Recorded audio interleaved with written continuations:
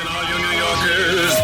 Excuse me. Taxi. Okay, man, we're looking around. This is the 77 WABC minicast. I'm back. I had coffee. I know very little about Queen Elizabeth's youngest son, the Duke of Edinburgh. You should excuse the expression. He was born 1964, but mentions have been mentioned that he sleeps with teddy bears. Listen, I'm not going into what the princes sleep with. We already know one of them has been thrown out because he slept with young people, possibly, maybe, I'm not sure. Listen, it beats the rest of his relatives.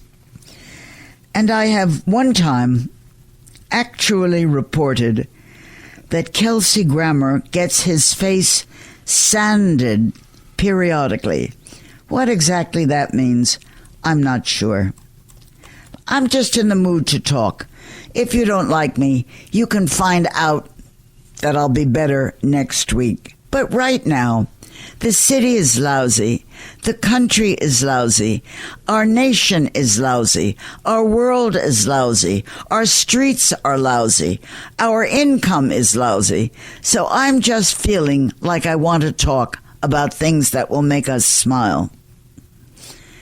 Did anyone know that former Speaker Paul Ryan limped out of the Pierre Hotel recently with a broken leg and brace? Of course you didn't know. So that's why you have to listen to me, whether you like what I'm saying or not. Anyone else know that a thing called Project Hail Mary has Ryan Gosling playing a science teacher who was orbiting a space mission? Really? He received his script during COVID. The sun was setting, but right then, so was the entire effing world. He said, Ryan Gosling, quote, "An opportunity came to make my life's most epic theatrical experience. Maybe the best movie that's ever been offered to me. I was so exciting. And it comes at a time when everything is shut because there's a pandemic. Everything, including theaters that would have played my movie, were shut, closed, locked up. The film is about the sun dying, but shows we're capable of solving impossible problems if we don't give up miracles." What the hell all that means, I don't know. It only means that his movie flopped. But fake the sun. For a miracle, let's try it out in bright, happy Venezuela. Another miracle is finding work for Meghan Markle's permanently unemployed prince, whose sole occupation is spearing the family. I have to be the first one to tell you, he is not reading the employment ads. He is not going to guys who can book things or who can find work. And while you're at it, they have to find some work for Meghan. Nobody is hungering after her. Even CNN might turn her down, and right now they'll take anybody. So, when smart-ass Jasper married lovesick Teresa, they moved into an old uptown flat.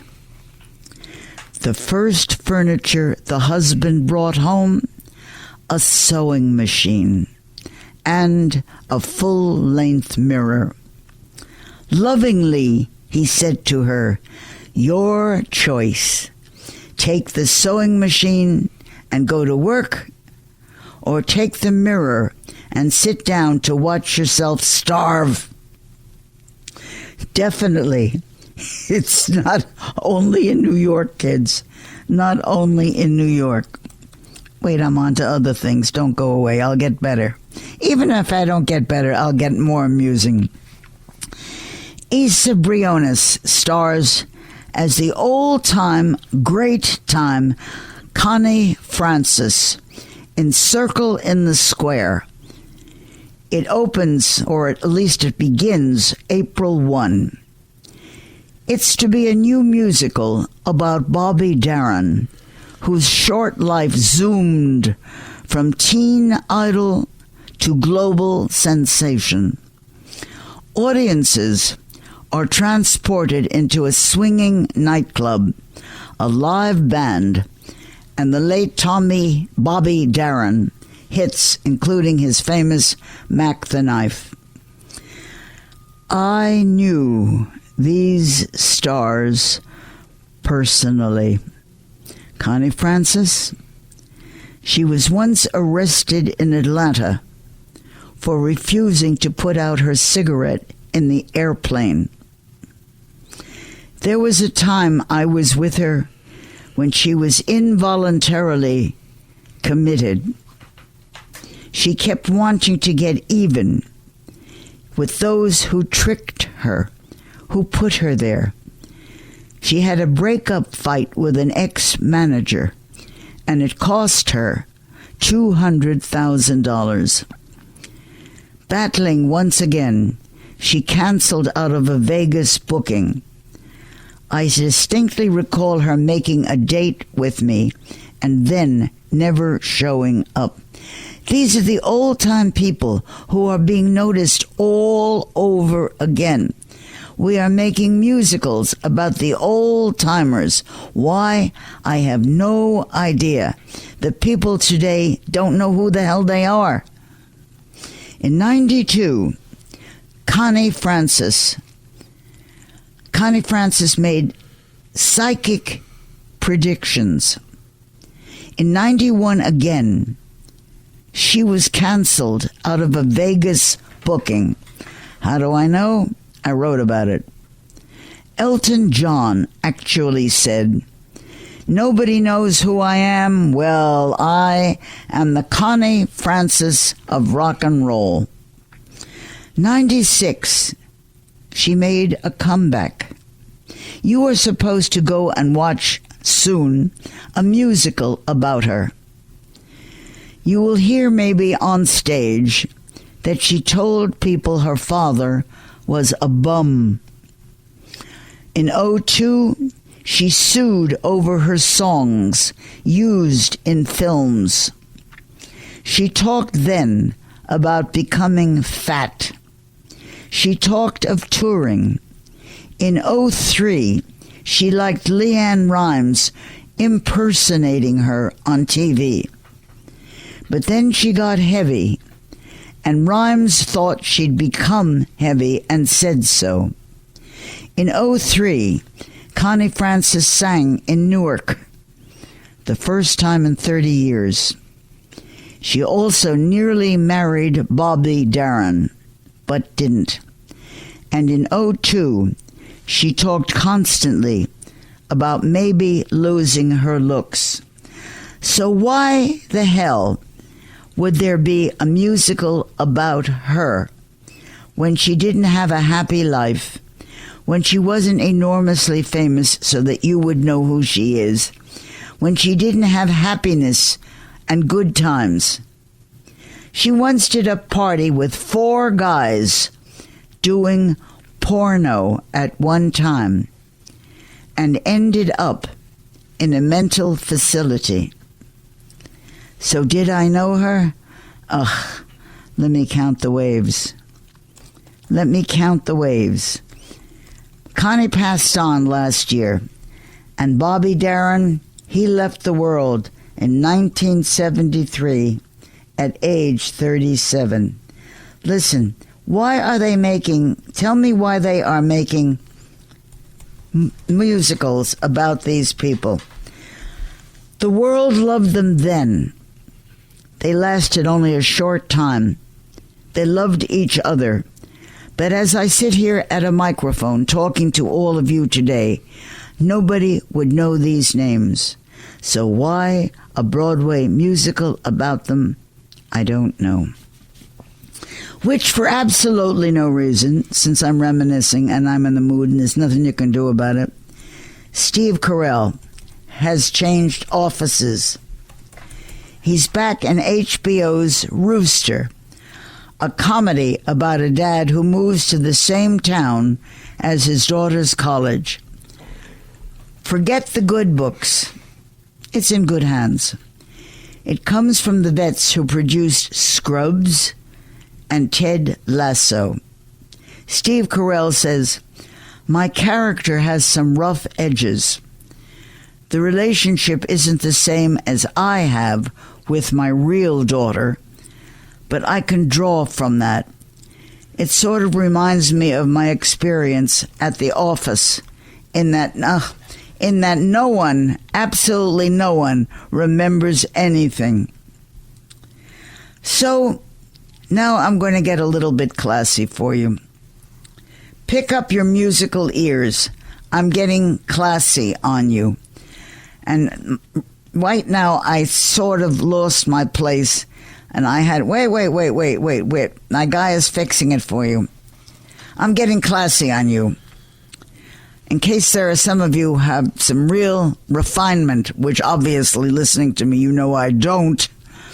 We're speaking about Wolfgang Amadeus Mozart. Treasures from the Museum Foundation of Salzburg opens at Morgan Library today, March 13. Bringing objects from the Salzburg collection across the Atlantic for a first time includes Mozart's clavichord, on which he composed the magic flute. Also, please, his childhood violin and a walking stick. A new way to meet candidates. Let me tell you, this is the new way to meet candidates. This is what's happening in the rest of the world. There is an event at You Pick Blueberries Barn. That's Dominion Road in Santa Maria, California, for those of you who might be listening out there. Attendees are invited to bring a dish to share for a potluck evening. This is now the way they are raising money for candidates, most of whom, when they get elected, would turn on all of us and raise our taxes and hate us and hate religion and hate Jews and hate Catholics and hate everybody else. These are the people we are electing. Anyway, the Santa Barbara County Republican Party works to elect Republican candidates. We're all for that. A husband, father, and community leader is now running for governor of California. He was born in South Korea. Che-on is his name. He emigrated to the U.S. in pursuit of freedom and opportunity. He earned degrees from Fuller Theological Seminary, and he has spent 4 decades leading faith-based and community initiatives. He and his wife Sue live in Pasadena, surrounded by children and grandchildren. I am just letting you know, if you are listening to me out on the West Coast, and if you have any leftovers along, you can send them to me. Wait, I got more stories. I really got more stories. A man came into the bar. He threw his beer on the floor. He said it was nervous compulsion. Months later, he returned and did the same thing. The indignant bartender said, "I thought you went to a psychiatrist to help your needs. Obviously, it didn't help you." The customer answered, "Oh yes, it did. At least I'm not embarrassed about it anymore." Okay, I'm taking a break. I'll come back in 2 seconds. Bye.